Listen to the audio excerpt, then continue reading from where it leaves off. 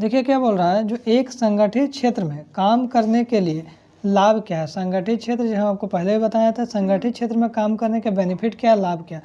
तो बोलेंगे एक संगठित क्षेत्र में काम करने के लिए लाभ है, सबसे पहले एक निश्चित वेतन और काम के घंटे। भैया काम का घंटा जो होगा ना हमारा फिक्स होगा, टेंशन नहीं होगा जहाँ ज़्यादा काम करवाएगा। दूसरा नौकरी की सुरक्षा। तीसरा पेंशन, पीएफ, चिकित्सक लाभ जैसे सभी सुविधा, सामाजिक सुविधा मिलेगा। चौथा काम करने की सुरक्षित परिस्थितियाँ। ठीक है, लाभ बता दिए। नेक्स्ट सवाल देखिए, संगठित और असंगठित क्षेत्रों की रोजगार परिस्थिति की तुलना करिए। जो संगठित क्षेत्र और असंगठित क्षेत्र में रोजगार परिस्थिति की तुलना करिए। तो लिखेंगे संगठित और असंगठित क्षेत्र में रोजगार परिस्थिति के मुख्य अंतर। यहाँ देखिए संगठित क्षेत्र क्या है, इसमें सरकारी नियमों का पालन होता है, बिल्कुल होता है। नौकरी सुरक्षित रहती है, बिल्कुल होता है। निश्चित वेतन और सामाजिक सुरक्षा लाभ मिलता है, बिल्कुल मिलता है। अब आगे देखिए असंगठित क्षेत्र, इसमें क्या होता है, जो नियम कोई ढीला होता है। नियम ढीला मतलब कोई नियम कानून नहीं भेजा, अपना है सब चीज़। नौकरी असुरक्षित होती है, वेतन कम होता है, असामाजिक सुरक्षा लाभ कुछ नहीं मिलता है इसमें असंगठित क्षेत्र में। अब नेक्स्ट सवाल देखिए, राष्ट्रीय ग्रामीण रोजगार गारंटी अधिनियम नरेगा, जिसको मनरेगा के नाम से भी जानते हैं, मनरेगा 2005 का उद्देश्य क्या है। तो आपको लिखना है यहाँ पर नरेगा 2005 का उद्देश्य ग्रामीण क्षेत्रों में क्या क्या है। तो सबसे पहले बोला है इस उद्देश्य में हर घर में कम से कम 100 दिनों की सुनिश्चित मजदूरी रोजगार प्रदान करना। हर घर में कम से कम 100 दिनों का सुनिश्चित मजदूरी रोजगार प्रदान करना, गरीबी कम करना और आजीविका सुरक्षा बढ़ाना, उसका टिकाऊ सामुदायिक संपत्ति बनाना। ठीक है, अब देखिए बोल रहा है कि तृतीय क्षेत्र अन्य क्षेत्रकों से किस प्रकार भिन्न है, उदाहरण देकर समझाइए। तो यहाँ पहले बताया था, बोलिएगा तृतीय क्षेत्र जिसको हम लोग सेवा क्षेत्र बोलते हैं, प्राथमिक और द्वितीय क्षेत्रकों से भिन्न है क्योंकि यह वस्तुएं नहीं बल्कि प्राथमिक को कृषि बोलते हैं, द्वितीय को उद्योग क्षेत्रों से भिन्न है क्योंकि यह वस्तुएं नहीं बल्कि सेवाएं प्रदान करता है। आपको बताया था ना, इसमें वस्तु उत्पादन नहीं होगा बल्कि सेवा प्रदान करेगा, जिसमें आपको एग्जाम्पल दे दिए जैसे परिवहन, बैंकिंग, शिक्षा या अन्य दोनों क्षेत्रों को विकास करने में मदद करता है। इसके बिना दोनों प्राथमिक क्षेत्र और द्वितीय क्षेत्र अधूरा है। ठीक है, अब आगे सवाल देखिए, वस्तु विनिमय प्रणाली के दोष या कठिनाई क्या क्या है। तो हम लोग बोलेंगे वस्तु विनिमय प्रणाली का दोष सबसे पहले, तो सबसे मेन दोष जानते हैं हमारा आवश्यकताओं का दोहरे सहयोग की समस्या। दोनों पक्षों को एक दूसरे की वस्तु चाहिए, सबसे बड़ा प्रॉब्लम, सबसे मेजर प्रॉब्लम है जहाँ हमको जो चाहिए और उसको जो चाहिए हमारे पास, वो ऐसा जल्दी मिलना बहुत ही मुश्किल होता था। वस्तुओं का मूल्य का सामान्य मापक नहीं होता था, मैंने आपको माप नहीं सकते हैं इसका या रेट क्या है, सबसे बड़ा कितना दिक्कत होता था। तीसरा देखिए भविष्य में भुगतान की ऋण में कठिनाई, जैसे कहने में अभी कैसे बोलते हैं जो जाइए ना हम 5 पैसा भेजवा देंगे, उस टाइम पैसे नहीं है तो क्या भेजवाइएगा, सामने दीजिए, समझे। तो भविष्य में भुगतान या ऋण की कठिनाई, अब वस्तुओं के विभाजन मुश्किल होता था। मान लीजिए हमारे पास एक ठो गाय है, आपके पास चीनी है, भैया हम आपको बोले 2 किलो चीनी दीजिए, तो क्या करें, गैया काट के दे दे थोड़ा सा, ऐसा पॉसिबल नहीं। तो ये भी आपको दिक्कत होता था, वस्तु के विभाजन करने में कोई चीज़ में जो को बांट नहीं सकते उसमें दिक्कत होता था। अब यहाँ पर देखिए नेक्स्ट सवाल, भारतीय रिजर्व बैंक अन्य बैंकों की गतिविधियों पर किस तरह नज़र रखता था।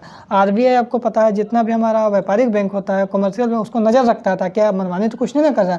भारतीय रिजर्व बैंक अन्य बैंकों की गतिविधियों पर नज़र रखता था। पहला क्या करता था, बैंकों से नगद आरक्षित अनुपात CRR को निर्धारित करता था। हर बैंक को बोलता था कि जो देखिए केंद्र बैंक बोलता था जो आपका जो भी जनता से पैसा जमा हो रहा है तो कुछ % आप हमारे पास रख दीजिए ताकि भविष्य में आपको सेफ्टी प्रदान करेंगे। ठीक है, मान लीजिए आपको जितना भी आया पैसा और सबको जनता को लोन में दे दिए। ठीक है, अचानक कोई अपना पैसा निकलवाने के लिए आ गया, आप कहाँ से उसको दीजिएगा निकाल के, तो इसलिए कुछ पैसा अपना सेफ्टी आप केंद्र बैंक के पास जमा करिए, इसको हम लोग बोलते हैं CRR बोलते हैं। दूसरा बात यहाँ पर बोला है कि जब बैंकों द्वारा दिए गए ऋणों की जानकारी, जो बैंक जो है ऋण कहाँ लोन दे रहा है उसको जानकारी देना पड़ता है केंद्र बैंक को, ऐसा नहीं जकरा तकरा बिना देखे लोन दे देते हैं। उसके बाद देखिए ब्याज दरों और ऋण वितरण की निगरानी रखना, कितना ब्याज ले रहे हैं, इंटरेस्ट कितना ले रहे हैं, सब केंद्र बैंक इसको देख रहा है, कंट्रोल कर रहा है, कहीं ऐसा ना लूट तो नहीं ले रहा है, ज़्यादा ब्याज नहीं ले रहा है, इस तरीका। और समय समय पर निरीक्षण करना, रिपोर्ट लेना, जब आप क्या क्या काम कर रहे हैं, कैसा काम कर रहे हैं, रिपोर्ट दीजिए। ये कौन काम करता है, केंद्र बैंक करता है व्यापारिक बैंक पे।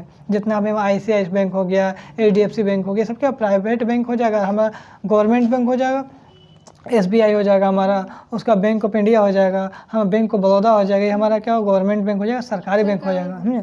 अब आगे देखिए, बोल रहा भारतीय रिजर्व, ये तो हो गया, हाँ ये कंप्लीट। आगे नेक्स्ट सवाल, उसके बाद देखिए ज़रूरत क्या है, आखिर में सवाल है कि सर इसका ज़रूरत क्या है। तो यह सुनिश्चित करता है कि आरबीआई द्वारा निर्धारित नियमों का पालन कर रहा है कि नहीं कर रहा है, क्या कमर्शियल बैंक हमारे नियम का पालन कर रहा है कि नहीं कर रहा है, ये देखता है। यह जमाकर्ताओं के हितों की रक्षा करता है कि नहीं, जो भी पैसा जमा कर रहा है क्या उसका चीज़ को अच्छा से रख रहा है कि नहीं, सेफ्टी रख रहा है कि नहीं रख रहा है, उसका यह वित्त प्रणाली की स्थिरता और अनुशासन बनाए रख रहा है कि नहीं, यह बैंकों का अतिरिक्त जोखिम लेने से रोकता है। ठीक है, ये ज़्यादा आपको रिस्क नहीं लेना है। बोल रहा हमें भारत में ऋण के औपचारिक स्रोतों को बढ़ाने की ज़रूरत क्यों है, क्योंकि आपको जानते हैं अगर अनौपचारिक स्रोत को बढ़ा दीजिएगा तो अगर कोई गांव में अगर लोन लीजिएगा ज़्यादा तो आपको देखना ब्याज बहुत ज़्यादा दबा के लेता है। तो इसलिए हम लोग को बोलता है कि भारत में ऋण के औपचारिक स्रोत को बढ़ाने की ज़रूरत है। औपचारिक स्रोत किसको बोलते हैं, इसे बैंक से हम लोग लेते हैं लोन, उसको हम लोग औपचारिक स्रोत बोलते हैं। भारत में ऋण के औपचारिक स्रोत को बढ़ाने की जरूरत है इसलिए क्योंकि ये आर्थिक विकास को बढ़ावा देता है, वित्तीय समावेशन सुनिश्चित करता है और औपनिवेशिक स्रोतों के शोषण से बचाता है।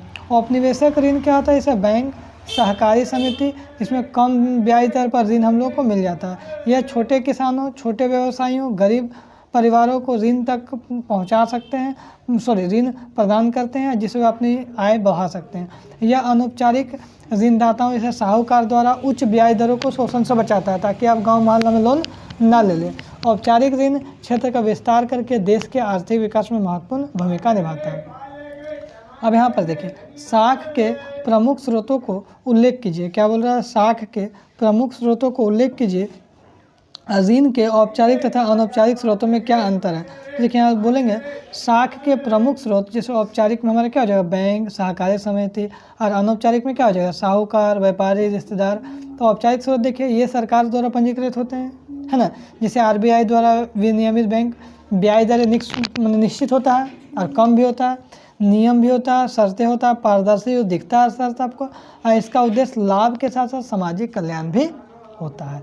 लेकिन सर अनौपचारिक स्रोत का बताइए तो ये सरकार द्वारा कोई भी पंजीकृत नहीं होता है। इसमें ब्याज दरें आमतौर पर बहुत ऊंची होती है, नियम शर्तें कुछ नहीं होता है सर, कोई स्पष्ट दिखाई नहीं देगा।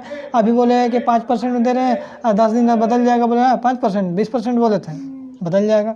इसका मुख्य उद्देश्य क्या होता है, अधिकतम लाभ कमाना चाहता है।